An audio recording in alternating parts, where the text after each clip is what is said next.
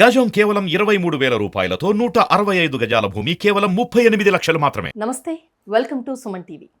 Megastar Chiranjeevi ఆయన ఒక అద్భుతం. ఆ అద్భుతానికి ఇప్పుడు పద్మ విభూషణ్ పురస్కారం దక్కడం అనేది నిజంగానే దేశం గర్వించదగ్గ ఒక పరిణామం. సో దీని గురించి మనతో మాట్లాడడానికి సీనియర్ జర్నలిస్ట్ ప్రభు గారు ఉన్నారు.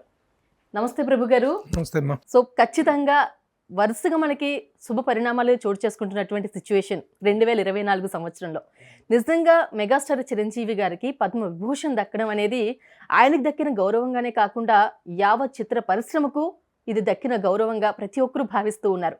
దీనికి సంబంధించి మీరేం చెప్తారు సార్? ఏం చెప్పేదన్నా, గొప్పగా స్వాగతించాల్సినటువంటి ఒక సందర్భం. ఒక నటుడి యొక్క సుదీర్ఘ ప్రస్థానం తాలూకు, ఆయన సాధించినటువంటి విజయాల తాలూకు వాటన్నిటికీ కూడా ఒక పరాకాష్ఠగా, ఒక ఒక peak moment of his career అనేటువంటిది మనం చెప్పుకోవచ్చు.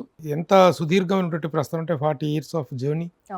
వ్యక్తిగా, నటుడిగానే కాకుండా వ్యక్తిగా కూడా తెలుగు వారితో మమేకమైపోయినటువంటి ఒక గొప్ప పర్సనాలిటీ ఆయన, ఫిలిం పర్సనాలిటీ.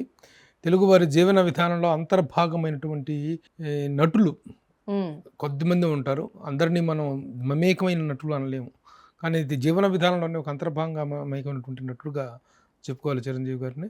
ఆయనకి ఈ రోజున దక్కినటువంటి పద్మ విభూషణ్ అనేటువంటిది ఒక అత్యున్నత పురస్కారం. భారతదేశపు ఈ సివిలియన్ అవార్డ్స్లో it is the second highest award. అలాగే పద్మ అవార్డ్స్లో ఫస్ట్ హైయెస్ట్ అవార్డ్స్. సో ఆ విధంగా ఒక అరుదైనటువంటి అద్భుతమైనటువంటి గౌరవం ఆయనకు దక్కింది.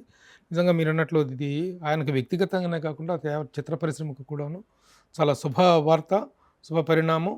ప్రతి ఒక్కళ్ళు కూడా, ఎందుకంటే ఆయనకి ఈ అవార్డు రావటం పట్ల విభిన్న స్వరం అనేటువంటిది, ఏకస్వరమే తప్ప విభిన్న స్వరం అనేటువంటివి వినిపించే అవకాశం లేనటువంటి ఒక గొప్ప అచీవ్మెంట్గా మనం చెప్పుకోవాలి. సో మెగాస్టార్ చిరంజీవి గారు అనగానే ఒక సాధారణ మధ్యతరగతి కుటుంబం నుంచి వచ్చిన ఒక వ్యక్తి ఈ స్థాయికి రావడం అనేది ప్రతి ఒక్కరికి కూడా చాలా ఆదర్శం.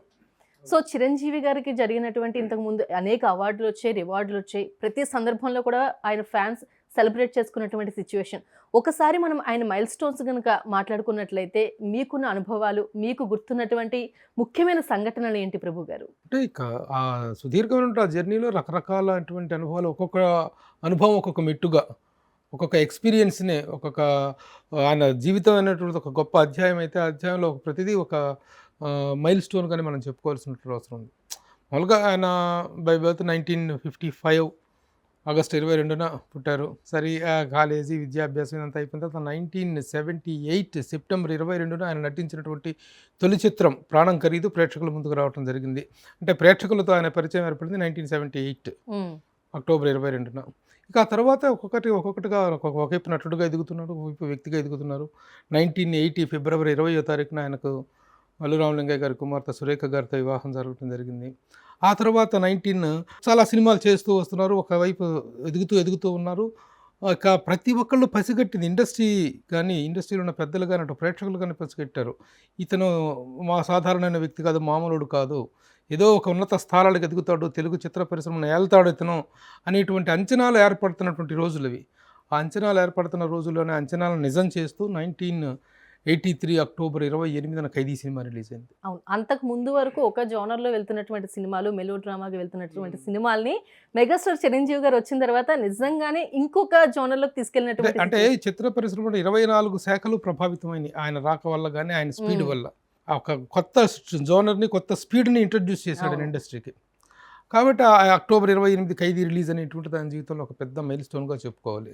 ఆ తర్వాత చూసుకున్నట్లయితే 1992లో ఫస్ట్ 1988 ఆగస్ట్ 4th అనుకుంటాను, మెగాస్టార్ అనేటువంటి ఫస్ట్ టైము మరణమృదంగం అనే సినిమాలో ఫస్ట్ మెగాస్టార్ అనేటువంటి టైటిల్ పడింది. మెగాస్టార్ టైటిల్ అనేటువంటి ఈ రోజున ఎన్ని బిరుదులైనా రావచ్చు. ఆయనకు పద్మశ్రీ పద్మవిభూషణ్ ఉంది, పద్మభూషణ్ ఉంది, పద్మవిభూషణ్ ఉంది, ఇంకా ఎన్నెన్నో పురస్కారాలు రావచ్చు, డాక్టరేట్ వచ్చినాయి, అన్ని గౌరవాలు దక్కినాయి ఆయనకి. కానీ ఎన్ని వచ్చినా సరే మెగాస్టార్ అనేటువంటిది మాత్రం ఆయన పేరులో మిళితమైపోయింది. ఆయన పేరుకు ముందు సర్నేమ్ లాగా, ఇంటి పేరులాగా మారిపోయింది. కొణిదెల అనేటువంటి ఇంటి పేరు అనేటువంటి దాన్ని మెగాస్టార్ అనేటువంటి ఇంటి పేరుగా మారిపోయింది అనమాట. దట్ వాజ్ ఫస్ట్ మరణమృదంగం అనేటువంటి సినిమాలో ఫస్ట్ ఆ టైటిల్. అది ఒక మైల్ స్టోన్ ఇన్సిడెంట్గానే చెప్పుకోవాలి. ఆ రోజు నుంచే కదా అందరూ మెగాస్టార్ అంటే మొదలుపెట్టారు. అంతకుముందు కొంతకాలం సుప్రీం హీరో అనేటువంటి టైటిల్ వచ్చేది. ఇక మెగాస్టార్ వచ్చిన తర్వాత సుప్రీం హీరో అనేటువంటిది వెనక్కి వెళ్ళిపోయింది, మెగాస్టార్ అనేటువంటిది పాపులర్ అవుతూ వచ్చింది. ఆ విధంగా ఒక జర్నీ, అద్భుతమైనటువంటి జర్నీ, ఒక స్టార్డమ్ అనేటువంటి దానికి ఒక నిర్వచనంలాగా నిలిచిపోయారు ఆయన. ముఖ్యంగా 80s అండ్ 90sలో ఆయన పేరు చెప్తేనే రాష్ట్రం అంతా యూత్ మొత్తం ఉర్రూతులోగిపోయినటువంటి రోజులు అవి. అవును. ఆ తర్వాత చూసుకున్నట్టయితే 1992లో మేబీ ఆపద్బాంధుడు సినిమా కనుక్కుంటా హైయెస్ట్ రెమ్యూనరేషన్ తీసుకున్నటువంటి ఇండియన్ స్టార్గా బిగ్గర్ దాన్ బచ్చన్ అనేటువంటి ఒక అద్భుతమైనటువంటి cover page story India today అనేటువంటి మ్యాగజైన్ రాయటం నిజంగానే గ్రేట్ మూమెంట్ అది. అదే గ్రేట్ మూమెంట్. ఎందుకంటే రెమ్యునరేషన్ తీసుకోవటానికి గొప్పగా చెప్పుకోవటం కాదు, కానీ ఒక వ్యక్తికి ఏర్పడినటువంటి స్టార్డమ్ అనేటువంటిది ఎంత పీక్స్లోకి వెళ్ళింది. The first Indian star who has taken the highest remuneration ever first time అనేటువంటిది ఆ గౌరవం దక్కింది తనకి.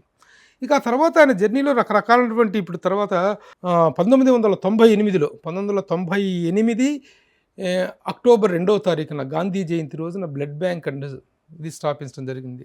Chiranjeevi I and blood bank అనేటువంటి స్థాపన అనేటువంటిది కూడా ఆయన సేవా జీవితంలో ఒక గొప్ప మైలురాయిగా చెప్పుకోవచ్చు.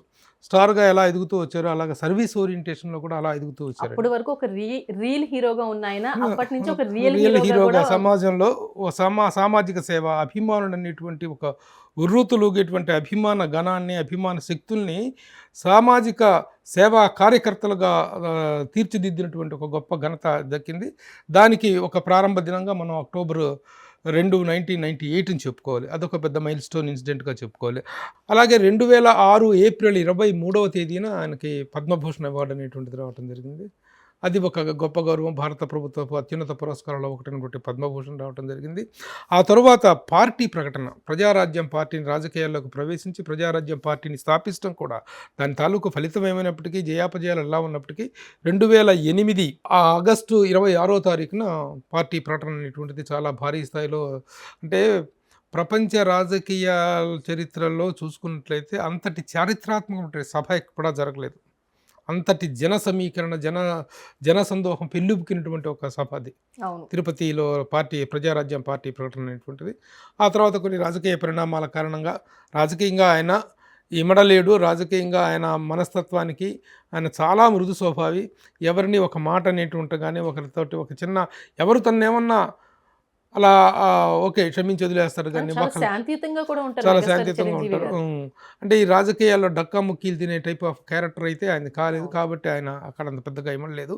అయితే పార్టీలను విలీనం చేసిన కారణంగా కాంగ్రెస్ పార్టీలోకి విలీనం చేశారు. ఆ తర్వాత కేంద్ర మంత్రిగా కూడా ఆయన చేయటం జరిగింది. అదొక మైల్ స్టోన్. కేంద్ర మంత్రిగా 2012 నుంచి 2014 వరకు కేంద్రంలో టూరిజం శాఖ మంత్రిగా చేయటం అనేది ఒక మైల్ స్టోను. ఇప్పుడు తాజాగా 2024 జనవరి 25న పద్మ విభూషణ్ అనేటువంటి ఒక హైయెస్ట్ సివిలియన్ అవార్డ్ అనేటువంటిది ఆయనకు రావటం. These are all the milestones in his career. ఖచ్చితంగా ఇది మెగాస్టార్ చిరంజీవి గారికి వచ్చిన అవార్డు అనే దానికంటే కూడా ఆయన అభిమానులందరికీ వచ్చిన అవార్డుగా ప్రతి ఒక్కరు ఫీల్ అవుతున్నారు ఇప్పుడు. అంటే తను ఏ స్థాయిలో అయితే అభిమాన గణాన్ని పెంచుకుంటూ వెళ్ళారో, అభిమానులు అనేటి వాళ్ళు ఇప్పటి నుంచి కాదు కొన్ని తరాలను ప్రభావితం చేసుకెళ్ళారు. ప్రతి 10 yearsకి మనం ఒక జనరేషన్ చేంజ్ని కానీ చూస్తూ ఉంటాం. ఆ విధంగా 4.5 దశాబ్దాలుగా ఒక జనరేషన్ వీళ్ళందరూ కూడాను అభిమానులు, ఆనాటి అభిమానులు అలాగే ఉండగా కొత్త జనరేషన్ అభిమానులు కూడా ఆయనకు చేరటం అనేటువంటిది. అలాగే ఆ మెగా కాంపౌండ్ అనేటువంటిది అలా విస్తరం. ఈయన దీంట్లో ఇంకోటి మనం చెప్పుకోవాల్సింది ఏంటంటే వ్యక్తిగతంగా ఆయన ఏ స్థాయికి అయితే ఎదుగుతూ వచ్చారో ఆయన కుటుంబం నుంచి కూడా నటులు రావటం, తమ్ముడు కొడుకు, ఇంకా తమ్ముడు కొడుకులు, మేనల్లుళ్ళు వీళ్ళందరూ కూడా ఆర్టిస్టుగా వచ్చి ఒక మెగా కాంపౌండ్ అనేటువంటిది ఈ రోజున ఒక పెద్ద వ్యవస్థగా తెలుగు చిత్ర పరిశ్రమలో అవతరించడం అనేటువంటి జరిగింది. సో ఏ విధంగా చూసుకున్నా ఏ కాంప్రహెన్సివ్ ఫిలిం పర్సనాలిటీగా ఎదిగారు చిరంజీవి గారు. నిజంగానే అంతకు ముందు వరకు ఏఎన్ఆర్ గారు, ఎన్టీఆర్ గారు అని మాట్లాడటమే కానీ మెగాస్టార్ చిరంజీవి గారు వచ్చిన తర్వాత మా అన్నయ్య అని ఓన్ చేసుకున్నటువంటి మంది ఎక్కువ మంది ఉన్నారు. మన మాజీ రాష్ట్రపతి వెంకయ్య నాయుడు గారు ఎప్పుడు చిరంజీవి గారి గురించి అభినందిస్తూ ఒక మాట అంటాడు, రామారావు గారు, నాగేశ్వరరావు గారు తెలుగు చిత్ర పరిశ్రమకు 2 కళ్ళు అయితే 3వ కన్ను చిరంజీవి అంటారు. నిజంగా ఇది చాలా గొప్ప అభినందన అనమాట. అది కాబట్టి ఒక కమర్షియల్ సినిమాకి ఒక గ్రాండియర్ తీసుకొచ్చినటువంటి ఒక యాక్టర్ కమ్ స్టార్గా చిరంజీవి గారికి ఈ అవార్డు రావడం అనేటువంటి ఇస్ వండర్ఫుల్. మామూలుగా ఇలాంటి పద్మ విభూషణ్ అవార్డులు అనేది ఇచ్చే విషయంలో చాలా విషయాలను కన్సిడర్ చేస్తారు. ఏ అంశాలను పరిగణనలోకి తీసుకుని మెగాస్టార్ చిరంజీవి గారికి వచ్చినటువంటి ఈ పద్మ విభూషణ్ అవార్డుకి సంబంధించి మీరేం చెప్తారు? ఎలాంటి విషయాలను పరిగణలోకి తీసుకున్నారంటారు? అంటే 2 రకాల అవార్డ్స్ ఉంటాయి. ఒక ప్రజా జీవితాన్ని విశేషంగా ప్రభావితం చేసినటువంటివి ఒక ఐడియాలిస్ట్ కళాకారుడుగాను, అట్ ద సేమ్ టైం సామాజిక బాధ్యత కలిగిన సేవా పరంగా కూడా సేవా దృక్పథంతో కూడా ఇచ్చేటువంటి అవార్డ్స్. దాని మీద ఇచ్చేటప్పుడు కూడా ఆప్కా వ్యక్తిగత గుణం కే లియే అని ఉంటుంది దాని మీద. ఇచ్చేటువంటి ఫెలిసిటేషన్ మీద ఓహో! హిందీలో రాసింది ఆప్కా వ్యక్తిగత గుణం కే లియే అని. Not because that you are a great star అది ఇదని కాకుండా, అంటే ఒక వ్యక్తి తాలూకు వ్యక్తిత్వం అనేటువంటిది కూడా విపరీతంగా పరిగణలోకి తీసుకున్నట్టు ఒక ముఖ్యమైనటువంటి అంశం అది. ఒక హీరోకి ఇచ్చే అవార్డులా కాకుండా ఒక వ్యక్తికి, ఒక స్టార్డమ్ వ్యక్తిత్వానికి అనేటువంటిదో, మ్మ్. ఒక పాపులారిటీ అనేటువంటిది, బీయింగ్ ఎన్ మ్యాటర్నీ ఐడాల్ అనేటువంటిది ఎంత ముఖ్యంగా ఉంటుందో, మ్మ్. అట్ ద సేమ్ టైం వ్యక్తిత్వం అనేటువంటి దాన్ని కూడా పరిగణలోకి తీసుకోవడం అనేది జరుగుతుంది. ఓకే. కాబట్టి ఏ విధంగా చూసుకున్నా, ఒక స్టార్గా పాపులారిటీ విషయంలో చూసుకున్నా, ఒక వ్యక్తిగా సమాజానికి ఆయన చేసినటువంటి సర్వీసెస్ పాయింట్ ఆఫ్ వ్యూలో చూసుకున్నా, మ్మ్. ఈ డిజర్వ్స్ ఇన్ ఎవ్రీ ఆస్పెక్ట్ అనేటువంటిది మనం చెప్పుకోవచ్చు. సో ఈ కేటగిరీలో ఈ పద్మవిభూషణ్ అవార్డులు గతంలో కూడా సినిమా ఇండస్ట్రీ నుంచి కొంతమందికి రావడం జరిగింది.